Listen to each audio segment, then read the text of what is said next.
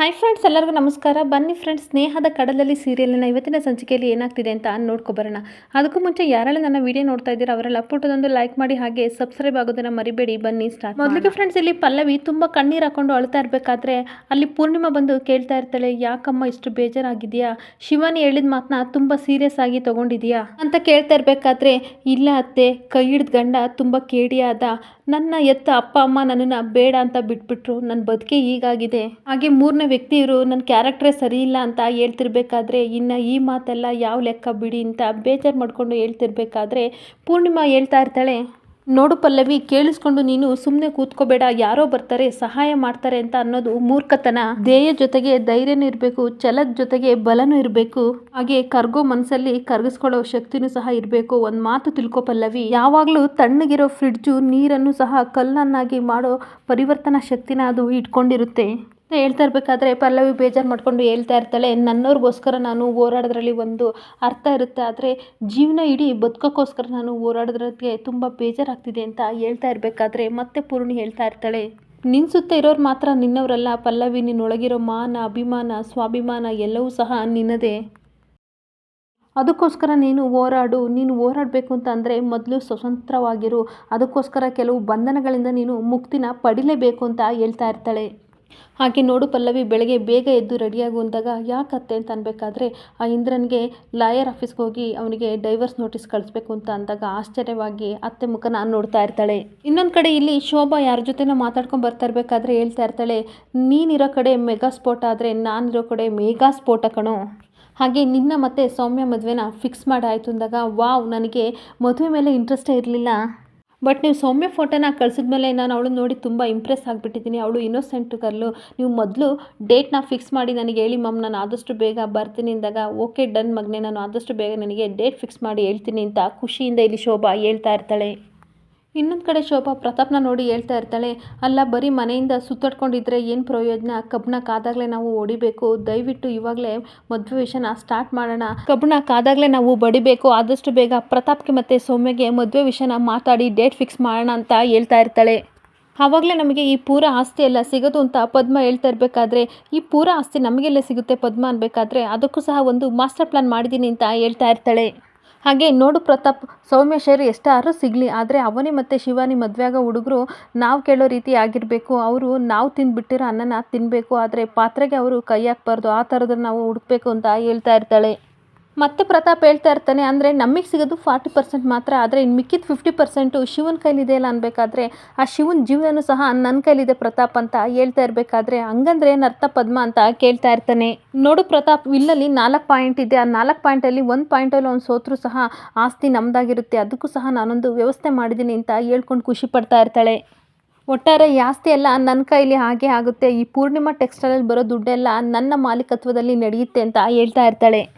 ಆಗ ಪ್ರತಾಪ್ ಹೇಳ್ತಾ ಇರ್ತಾನೆ, ಒಳ್ಳೆ ಐಡಿಯಾನ ಮಾಡಿದ್ಯಾ ಪದ್ಮ ಅನ್ಬೇಕಾದ್ರೆ, ನೋಡು ಪ್ರತಾಪ್, ದುಡ್ಡನ್ನ ದುಡ್ದೇ ಸಂಪಾದನೆ ಮಾಡಬೇಕು ಅಂತ ಏನಿಲ್ಲ, ಈ ಥರ ಒಡೆದು ಸಹ ಸಂಪಾದನೆ ಮಾಡಬೇಕು ಅಂದಾಗ, ಹೌದು ನೀನು ಹೇಳ್ತಿರೋದು ಕರೆಕ್ಟ್ ಅಂತ ಇಬ್ಬರು ಖುಷಿ ಪಡ್ತಾ ಇರ್ತಾರೆ. ಇನ್ನೊಂದು ಕಡೆ ಲಾಯರ್ ಆಫೀಸ್ಗೆ ಅಂತ ಈ ಕಡೆ ಪೂರ್ಣಿಮಾ ಪಲ್ಲವಿನ ಕರ್ಕೊಬಂದಾಗ ಅವರು ಲಾಯರ್ ಹೇಳ್ತಾ ಇರ್ತಾರೆ, ಸಾರಿ ಮೇಡಮ್, ಆಫೀಸಲ್ಲಿ ತುಂಬ ಕೆಲಸ ಇತ್ತು, ಅದಕ್ಕೋಸ್ಕರ ಇಲ್ಲೇ ಕೂರಿಸ್ಕೊಂಡು ಮಾತಾಡ್ತಿದ್ದೀನಿ ಅಂದಾಗ, ಪರವಾಗಿಲ್ಲ ಅಂತ ಹೇಳ್ತಾ ಇರ್ತಾಳೆ.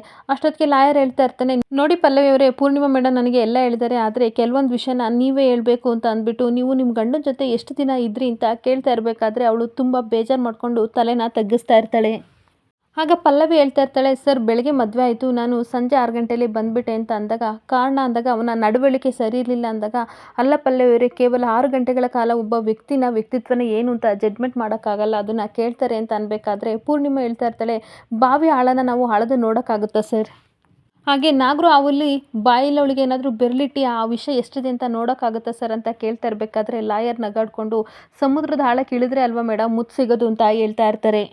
ನೋಡಿ ಮೇಡಮ್, ಕೋರ್ಟು ಎಷ್ಟು ಆಳ ಇತ್ತು ಅಂತ ಏನು ತಿಳಿದು ಮಾತಾಡಲ್ಲ, ಎಷ್ಟು ಆಳಕ್ಕೆ ಇಳಿದ್ರೆ ಅಂತ ತಿಳಿದು ಮಾತಾಡುತ್ತೆ ಅಂತ ಹೇಳ್ತಿರ್ಬೇಕಾದ್ರೆ ಮತ್ತೆ ಲಾಯರ್ ಹೇಳ್ತಾ ಇರ್ತಾರೆ, ನೀವು ಅಟ್ಲೀಸ್ಟ್ 6 ತಿಂಗಳಾದರೂ ಅವನ ಜೊತೆ ಸಂಸಾರ ಮಾಡಿದರೆ ಆಗೋ ಈಗೋ ಏನು ಜಗಳ ಅಂತ ಹೇಳಿ ಡೈವರ್ಸ್ನ ಕೊಡಿಸ್ಬೋದಿತ್ತು ಅನ್ಬೇಕಾದ್ರೆ ಪೂರ್ಣಿಮೆ ಹೇಳ್ತಾ ಇರ್ತಾಳೆ, ಹಾಗಾದರೆ ಇವಳಿಗೆ ಡೈವರ್ಸ್ ಸಿಗಲ್ವಾ ಅಂದಾಗ, ನಾನು ಆ ರೀತಿ ಹೇಳ್ತಾ ಇಲ್ಲ ಮೇಡಮ್, ನಾವು ಹಾಡೋ ಮಾತು ತೋರಿಸೋ ಸಾಕ್ಷಿ ಪ್ರಬಲವಾಗಿರಬೇಕು, ಇಫ್ ಯು ಡೋಂಟ್ ಮೈಂಡ್ ಪಲ್ಲವಿಯವರೇ, ಇಂದ್ರನಿಂದ ನಿಮಗೆ ಯಾವ್ಯಾವ ರೀತಿ ತೊಂದರೆ ಆಗ್ತಿದೆ ಅಂತ ಏನಾದರೂ ಹೇಳ್ಬೋದಾ ಅಂತ ಕೇಳ್ತಾ ಇರ್ತಾರೆ. ಆಗ ಪಲ್ಲವಿ ಬೇಜಾರು ಮಾಡ್ಕೊಂಡು ಹೇಳ್ತಾ ಇರ್ತಾಳೆ, ಮನುಷ್ಯ ಜಾತಿಲಿರೋ ಮೃಗ ಸರ್, ಅವನು ಮೊದಲಿನ ರಾತ್ರಿ ಸುಗಂಧ ಭರಿತವಾಗಿ ಇರಬೇಕಾದ ಜಾಗದಲ್ಲಿ ಎಣ್ಣೆ ವಾಸನೆ ಬರ್ತಾ ಇತ್ತು. ಈ ಥರ ಕುಡ್ಕೊಂಡೆಲ್ಲ ಬಂದಿದ್ದ. ಹಾಗೆ ತನ್ನ ಹೆಂಡತಿ ಜಾಗದಲ್ಲಿ ಎಷ್ಟು ಜನ ನಾನು ಹೆಣ್ಮಕ್ಳನ್ನ ಇಟ್ಕೊಂಡಿದ್ದೀನಿ ಅಂತ ತೋರಿಸೋ ಬುದ್ಧಿ ಅವನಿಗಿತ್ತು.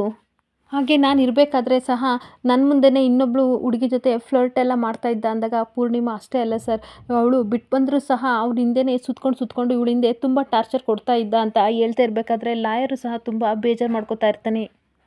ಹಾಗೆ ಕಾಲೇಜ್ ಹತ್ರ, ಮನೆ ಹತ್ರ ಎಲ್ಲ ಕಡೆ ಸಹ ಇವಳ ಹೆಸರನ್ನ ಕೆಡಿಸೋ ಪ್ರಯತ್ನ ಮಾಡ್ತಾ ಇದ್ದೇನೆ ಅಂತ ಪೂರ್ಣಿ ಹೇಳ್ತಿರ್ಬೇಕಾದ್ರೆ ಲಾಯರ್ ಹೇಳ್ತಾ ಇರ್ತಾರೆ, ಹಾಗಾದರೆ ಇಷ್ಟು ದಿನ ಸುಮ್ಮನೆ ಯಾಕೆ ಇದ್ರಿ ಅಂತ ಕೇಳ್ತಾ ಇರ್ತಾನೆ.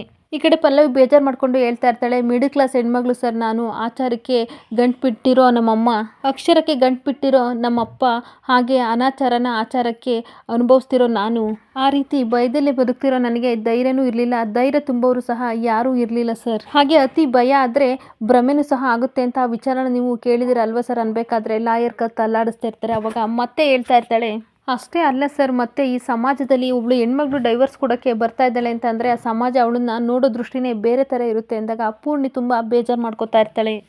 ಈ ಥರ ಭಯ ಕಾಡ್ತಾ ಇರಬೇಕಾದ್ರೆ ನನಗೆ ಇದ್ದ ಯೋಚನೆ ಟೆನ್ಷನ್ಗಳಲ್ಲಿ ಮುಂದೆ ಏನು ಮಾಡಬೇಕು ಅನ್ನೋ ಆಲೋಚನೆ ನನಗೆ ಮರ್ತೋಯ್ತು ಸರ್ ಅಂತ ಹೇಳ್ತಾ ಇರ್ತಾಳೆ. ಇನ್ನು ಡಿವೋರ್ಸ್ ಅನ್ನೋ ಪದ ಕೇಳಿದರೆ ನಮ್ಮನೇಲಿ ನಡ್ಕನೇ ಬರುತ್ತೆ ಸರ್.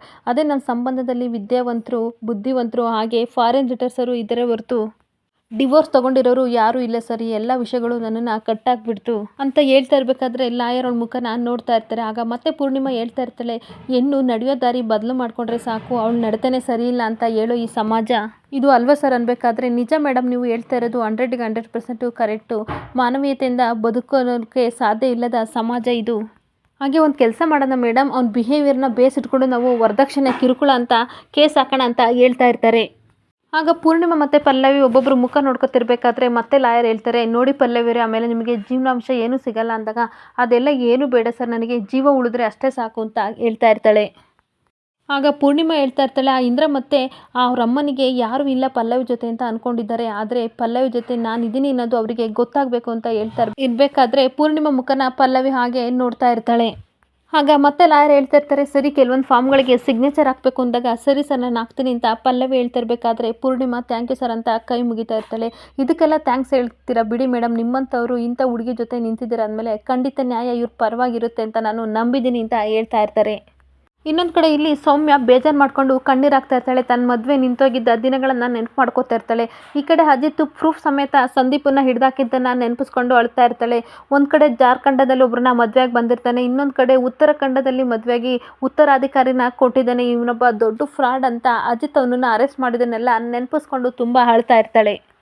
ಇನ್ನೊಂದು ಕಡೆ ತುಂಬ ಕಣ್ಣೀರು ಹಾಕ್ಕೊಂಡು ಯೋಚನೆ ಮಾಡಿಕೊಂಡು ಹಾಗೆ ಕಣ್ಣು ಮುಚ್ಕೊಂಡು ಯೋಚನೆ ಮಾಡ್ತಿರ್ಬೇಕಾದ್ರೆ ಅಲ್ಲಿ ಹರಿ ಬಂದುಬಿಟ್ಟು ಕೆಮ್ತಾ ಇರ್ತಾನೆ. ಅವಾಗ ಏನು ಹೇಳಿ ಅಂತ ಅಂದಾಗ, ಸಾರಿ ನೀವು ಮಲಗಿದ್ರಿ, ಆದರೆ ಡೋರ್ ಲಾಕ್ ಮಾಡಿರಲಿಲ್ಲ, ಸಡನ್ನಾಗಿ ನಾನು ಬಂದೆ, ಪರ್ಮಿಷನ್ ಕೇಳ್ದಲೇ ಬಂದೆ, ಬಟ್ ಯಾಕೆ ಈ ಥರ ಕೂತಿದ್ದೀರಾ ಅಂತ ನೋಡಿಬಿಟ್ಟು, ಇದೇನಿದು ಕಾಫಿನೇ ಕುಡ್ದಿಲ್ವಲ್ಲ ತೊಗೊಳ್ಳಿ ಅಂತ ಕಾಫಿ ಕೊಡೋಕ್ಕೆ ಹೋಗ್ತಾ ಇರಬೇಕಾದ್ರೆ ಅದು ತಣ್ಣಗಾಗಿರುತ್ತೆ. ಅವಾಗ ಇದೇನಿದು ಕಾಫಿ ತಣ್ಣಗಾಗಿದೆಯಲ್ಲ, ಕಾಫಿನ ಕುಡೀರಿ ಅಂತ ಅಂದರೆ ಹಾಗೆ ಇಟ್ಟಿದ್ದೀರಾ, ಈ ಜಾಗದಲ್ಲಿ ಏನಾದರೂ ನಮ್ಮ ಹುಡುಗರು ಇದ್ದಿದ್ದರೆ ಕಾಫಿ ಕುಡಿತೀರಾ ಅಂತ ನಾನು ಕೇಳೋದೇ ಬೇಡ, ಅಷ್ಟೊತ್ತು ಅವರು ಬೇಡ ಅಂತ ಹೇಳ್ತಿದ್ರು ಅಂದಾಗ ಯಾಕೆ ಅಂತ ಅಂದಾಗ, ಇನ್ನೇನು ಅವರು ಮುಂಚೆನೇ ಟೈಟಾಗಿರ್ತಿರಲ್ಲ ಅಂತ ಅನ್ಬೇಕಾದ್ರೆ ಸೌಮ್ಯ ನಗಾಡ್ತಾ ಇರ್ತಾಳೆ. ಅವಾಗ ಮತ್ತೆ ಹರಿ ಹೇಳ್ತಾ ಇರ್ತಾನೆ, ಮುಖದಲ್ಲಿ ದಾಡಿ, ಕೈಯಲ್ಲಿ ಬಾಟಲು ಹಿಡ್ಕೊಂಡು ಓಡಾಡ್ತಾ ಇರ್ತಾರೆ. ಲವ್ ಫೈಲ್ಯೂರ್ ಆದವ್ರ ಕಥೆನ ಕೇಳಲೇಬೇಡಿ, ಅದರಲ್ಲೂ ಫೇಲ್ಯೂರ್ ಅಂತ ಇದೆಯಲ್ಲ ಅದು ಪಾರ್ಟ್ ಆಫ್ ಲೈಫು.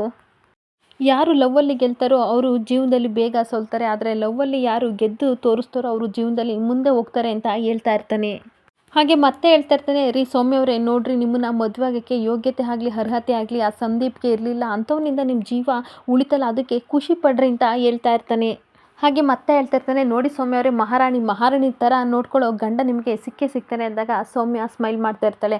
ಅವಾಗ ಹರಿ ಹೇಳ್ತಾ ಇರ್ತಾನೆ, ನೀವು ಸ್ಮೈಲ್ ಮಾಡಿದರೆ ತುಂಬ ಚೆನ್ನಾಗಿ ಕಾಣ್ತೀರಾ, ಸ್ವಲ್ಪ ಕಾಫಿ ಕುಡಿಬೋದಲ್ವಾ ಅಂತ ಹೇಳ್ತಾ ಇರ್ತಾನೆ.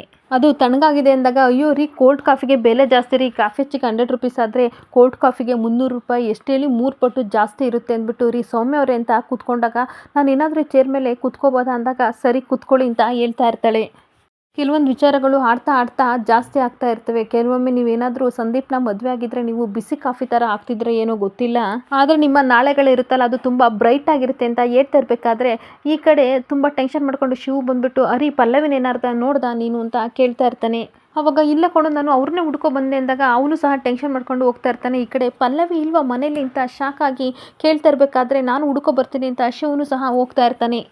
ಆಗ ಮತ್ತೆ ಶಿವ ಎಲ್ಲ ಕಡೆ ಹುಡುಕ್ತಿರ್ಬೇಕಾದ್ರೆ ಹರಿ ಬಂದು ಸಿಕ್ಕಿದ್ರೆ ಪಲ್ಲವಿರು ಅಂದಾಗ ಇಲ್ಲ ಕಣೋ ಅನ್ಬೇಕಾದ್ರೆ, ಅಲ್ಲ ನಿನ್ನೆ ಆ ಶಿವನೇ ಆ ಥರ ಮಾತಾಡಿದ್ಲಲ್ಲ ಅದಕ್ಕೇನಾದರೂ ಮನೆ ಬಿಟ್ಟು ಹೋದ್ರ ಅನ್ಬೇಕಾದ್ರೆ, ಆ ಥರ ಇದ್ರೆ ನಿನಗೆ ಫೋನ್ ಮಾಡಬೇಕಿತ್ತಲ್ಲ ಅಂತ ಹರಿ ಹೇಳ್ತಾ ಇರ್ತಾನೆ. ಅಷ್ಟೊತ್ತಿಗೆ ಶಿವು ಹೇಳ್ತಾ ಇರ್ತಾನೆ, ಹ್ಞೂ ಹೌದು ನನಗೆ ಫೋನ್ ಮಾಡಬೇಕಿತ್ತು ಅಂತ ಅನ್ಬೇಕಾದ್ರೆ ಪಲ್ಲವಿ ಬಂದೇ ಬಿಡ್ತಾಳೆ. ಅವಾಗ ನೋಡು ಪಲ್ಲವಿರು ಬಂದರು ಅಂದಾಗ, ಅಲ್ಲ ಪಲ್ಲವಿರು ಎಲ್ಲೋಗಿದ್ರಿ ಅಂತ ಕೇಳ್ತಿರ್ಬೇಕಾದ್ರೆ, ನಾನೇ ಕರ್ಕೊಂಡು ಹೋಗಿದ್ದೆ ಅಂತ ಪೂರ್ಣಿಮಾ ಹೇಳ್ತಾ ಇರ್ತಾಳೆ. ನಾವು ಲಾಯರ್ ಆಫೀಸ್ಗೆ ಹೋಗಿದ್ವಿ, ಅಲ್ಲಿ ಫೋನ್ ರಿಸೀವ್ ಮಾಡೋಕ್ಕಾಗಲ್ಲ, ತೊಂದರೆ ಆಗುತ್ತೆ ಅಂತ ಸೈಲೆಂಟ್ ಮಾಡಿದ್ದೆ ಶಿವ ಅವ್ರೆ ಅಂದಾಗ, ಅಲ್ಲ ನನಗೆ ಅಟ್ಲೀಸ್ಟ್ ಯಾರ ಜೊತೆನಾರು ಹೋಗ್ಲಿ ಒಂದು ಕಾಲ್ ಮಾಡಿ ಹೇಳ್ಬೇಕಲ್ವಾ ಅಂದಾಗ ಪೂರ್ಣಿಮಾ ಹೇಳ್ತಾ ಇರ್ತಾಳೆ, ಯಾಕಪ್ಪ ನೀನು ಅವಳ ಮುಖ ನೋಡಲಿಲ್ಲ ಅಂದರೆ ನಿನಗೆ ಬೆಳಗಾಗಲ್ವಾ ಅಂದಾಗ, ನಿಜ ಹೇಳಬೇಕು ಅಂತ ಅಂದರೆ ನನಗೆ ಬೆಳಗ್ಗೆ ಆಗಲ್ಲ ಅಂತ ಅಂದಾಗ ಈ ಕಡೆ ಪೂರ್ಣಿಮಾ ನಗಾಡ್ತಾ ಇರ್ತಾಳೆ. ಮತ್ತು ಶಿವು ಹೇಳ್ತಾ ಇರ್ತಾನೆ, ಪಲ್ಲವಿ ಅವರು ನನ್ನ ಜವಾಬ್ದಾರಿ, ಅವರು ಸೇಫಾಗಿದ್ದು ಅವ್ರ ಫೋನ್ ಆನ್ ಆಗಿದ್ದರೆ ಅದೇ ನನಗೆ ಸಮಾಧಾನ ಅಂತ ಹೇಳ್ತಾ ಇರ್ತಾನೆ. ಆಗ ಮತ್ತೆ ಹೇಳ್ತಾ ಇರ್ತಾನೆ, ಇವಾಗಲಾದರೂ ಸ್ವಲ್ಪ ಫೋನ್ನ ಸರಿ ಮಾಡ್ಕೊಳ್ಳಿ ಅಂದಾಗ, ಸರಿ ಆಯಿತು ಸ್ವಿಚ್ ಆನ್ ಮಾಡ್ಕೋತೀನಿ ಅಂತ ಹೇಳ್ತಿರ್ಬೇಕಾದ್ರೆ, ಎಲ್ಲಿಗೆ ಹೋಗಿದ್ರಿ ಅಂದಾಗ, ಈ ಥರ ಲಾಯರ್ ಆಫೀಸ್ಗೆ ಹೋಗಿದ್ವಿ ಡಿವೋರ್ಸ್ ಕೇಳೋಕ್ಕೆ ಅಂತ ಅಂದಾಗ, ನಿಮ್ಮ ವಿಚಾರದಲ್ಲಿ ಡಿವೋರ್ಸ್ ಸಿಗುತ್ತೆ ಅಲ್ವಾ ಅಂದಾಗ, ಅದೇನೋ ಗೊತ್ತಿಲ್ಲ ಮುಂದಿನ ವಾರ ಮತ್ತೆ ಬರೋಕ್ಕೆ ಹೇಳಿದ್ದಾರೆ, ಅವಾಗ ಹಿಯರಿಂಗ್ ಇರುತ್ತೆ, ವಾದ ವಿವಾದಗಳೆಲ್ಲ ನಡೀತಾ ಇರುತ್ತೆ, ಅವರೇನು ಸುಮ್ಮನೆ ಇರಲ್ಲ, ಆದರೂ ಏನೇ ಆಗಲಿ ಏನೇ ಪ್ರಾಬ್ಲಮ್ ಬಂದರೂ ನಾನು ಪಲ್ಲವಿ ಜೊತೆ ಇರ್ತೀನಿ ಅಂತ ಮತ್ತೆ ಪೂರ್ಣಿಮಾ ಹೇಳ್ತಾ ಇರಬೇಕಾದ್ರೆ ಶಿವು ತುಂಬ ಖುಷಿ ಪಡ್ತಾ ಇರ್ತಾನೆ.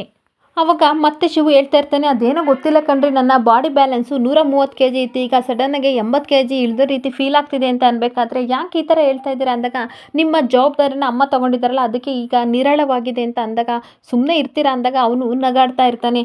ಹೌದು ನನಗೆ ಅಮ್ಮ ಇಲ್ಲ ಅನ್ನೋ ಫೀಲೇ ಹೋಗಿದೆ, ಅತ್ತೆನೇ ಅಮ್ಮ ರೀತಿ ನನ್ನನ್ನು ನೋಡ್ಕೊತಿದ್ದಾರೆ ಅಂತ ಖುಷಿಯಿಂದ ಹೇಳ್ತಾ ಇರ್ತಾಳೆ.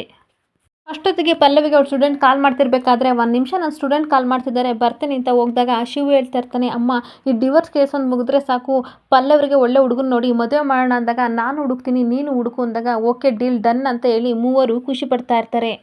ಈ ಕಡೆ ಪದ್ಮ ಪ್ರತಾಪ್ಗೆ ಬೈತಾ ಇರ್ತಾಳೆ, will you stop talking Pratap, ಏನು ನಿನಗಿರೋವಷ್ಟು ದಿನವೂ ಬರೀ ಡ್ರಿಂಕ್ಸು ಕಾರ್ಡ್ಸು ಬರೀ ಇದೇ ಆಯಿತು, ನನಗೆ ಅದೆಲ್ಲ ಗೊತ್ತಿಲ್ಲ, ಏನಾದರೂ ಒಂದು ಇವತ್ತು ಪ್ಲ್ಯಾನ್ ಮಾಡ್ಕೊಂಡು ಬರಲೇಬೇಕು ಅಂತ ಈಗ ಫೋನ್ ಇಡಿ ಅಂತ ಹೇಳ್ತಾ ಇರ್ತಾಳೆ.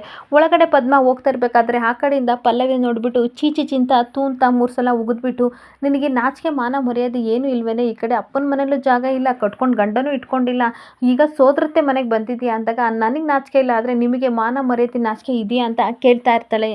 ನೋಡು ಪಲ್ಲವಿ ನಿನ್ನ ಮಾತು ಮಿತಿ ಮೀರ್ತಿದೆ ಅಂತ ಅನ್ಬೇಕಾದ್ರೆ, ನಾನಂತೂ ನನ್ನ ಸೋದರತ್ತೆ ಮನೇಲಿದ್ದೀನಿ, ನಿಮಗೇನಾಗಬೇಕು ಈ ಮನೆ ಅಂದಾಗ, ನನ್ನ ಗಂಡನ ತಂಗಿ ಮನೆ ಅದಕ್ಕೆ ನಾನು ಇದ್ದೀನಿ ಅಂತ ಅಂದಾಗ, ನೋಡಿ ನೀವು ಮದುವೆ ಮನೇಲಿ ಏನು ಕೆಲಸ ಮಾಡಿದ್ದೀರಾ ಅಂತ ಅದೆಲ್ಲ ನನ್ನ ಮನೇಲಿ ಹೇಳಿದರೆ ಏನಾಗುತ್ತೆ ಗೊತ್ತಾ ಅಂದಾಗ, ಓ ಹೌದಾ ಹೇಳ್ತೀಯ ಹೋಗು, ನಿನ್ನನ್ನು ಯಾರು ಇವಾಗ ತಡ್ಕೊಂಡು ಕೂತಿರೋದು, ಬಾಯಿ ಮುಚ್ಕೊಂಡಿರೋದು, ಹೋಗಿ ಹೇಳು ಅಂತ ಹೇಳ್ತಾ ಇರ್ತಾಳೆ. ಯಾವ ಟೈಮಲ್ಲಿ ಏನು ಹೇಳಬೇಕು ಅಂತ ಸರಿಯಾದ ಟೈಮ್ ನೋಡಿಕೊಂಡು ನಾನು ಹೇಳ್ತೀನಿ, ಅಲ್ಲಿವರೆಗೂ ನೀವು ಸುಮ್ಮನೆ ಇರಿ ಬಾಯಿ ಮುಚ್ಕೊಂಡು ಅಂತ ಹೇಳಿ ಹೋಗ್ತಾ ಇರ್ತಾಳೆ. ಇನ್ನೊಂದು ಕಡೆ ಇಲ್ಲಿ ಶಿವಾನಿ ಬಂದು ಹೇಳ್ತಾ ಇರ್ತಾಳೆ, ಸೊಮ್ಮೆನ ಹತ್ರ ಎಷ್ಟು ದಿನ ಅಂತ ಹೀಗೆ ಕೂತಿರ್ತೀಯ, ಅದ್ರ ಬದಲು ಟೆಕ್ಸ್ಟೈಲ್ ಬಂದು ನಮ್ಮ ಕ್ಯಾಶ್ನ ನೋಡ್ಕೊಂಡಾಗ, ಬೇಡ ನನಗೆ ಅದ್ರ ಅವಶ್ಯಕತೆನೇ ಇಲ್ಲ, ಹಾಗೆ ಅದ್ರ ಬಗ್ಗೆ ನನಗೆ ಗೊತ್ತಿಲ್ಲ ಅಂತ ಇರಬೇಕಾದ್ರೆ ಅಲ್ಲಿ ಪದ್ಮ ಬಂದುಬಿಟ್ಟು ಏನು ಮಾತಾಡ್ತಿದ್ದೀರಾ, ಏನು ಅವಶ್ಯಕತೆ ಇಲ್ಲ ಅಂದಾಗ, ಬಾ ಕೂತ್ಕೊ ಅಂತ ಪೂರ್ಣಿ ಕರಿತಾಳೆ. ಅವಾಗ ಏನು ಅದಕ್ಕೆ ಅಂತ ಅಂದಾಗ, ಈ ಥರ ಟೆಕ್ಸ್ಟೈಲಿಗೆ ಬರಲಿ ಅಂತ ಹೇಳ್ತಾ ಇದ್ದಾಳೆ ಅಕ್ಕ ಅಂತ ಅವನು ಹೇಳ್ತಾ ಇರಬೇಕಾದ್ರೆ ಪದ್ಮ ಹೇಳ್ತಾ ಇರ್ತಾಳೆ, ಬೇಡ ಅಲ್ಲೆಲ್ಲ ತುಂಬ ಅವಮಾನ ಆಗುತ್ತೆ, ಈಗ ಎಲೆಮರಿಗೆ ಅಡಿಕೆ ಅಂತೆ ಅವಳು ಹಾಗೆ ಕಣ್ಣಿಗೆ ಕಾಣ್ದಂಗೆ ಹೀಗೆ ಇದ್ಬಿಡ್ಲಿ, ಅದ್ರ ಬದಲು ಅವನನ್ನೇ ನೆನಪಿಸ್ಕೊಂಡು ಕೂರೋದು ಬದಲು ನನ್ನ ಮಗ ಅವಳನ್ನ ತುಂಬ ಇಷ್ಟಪಟ್ಟಾನೆ, ನೀವು ಒಪ್ಪಿದ್ರೆ ಮದುವೆ ಮಾಡೋಣ ಅಂತ ಹೇಳಿದಾಗ ಮಾತನ್ನ ಕೇಳಿ ಪೂರ್ಣಿ ಹಾಗೆ ಕೂತ್ಕೊಬಿಡ್ತಾಳೆ. ಇಲ್ಲಿಗೆ ಈ ಸಂಚಿಕೆ ಎಂಡ್ ಆಗ್ತಿದೆ. ಈ ವಿಡಿಯೋ ಇಷ್ಟ ಆದರೆ ಪುಟ್ಟದೊಂದು ಲೈಕ್ ಮಾಡಿ ಹಾಗೆ ಫಾಲೋ ಮಾಡಿ. Thank you.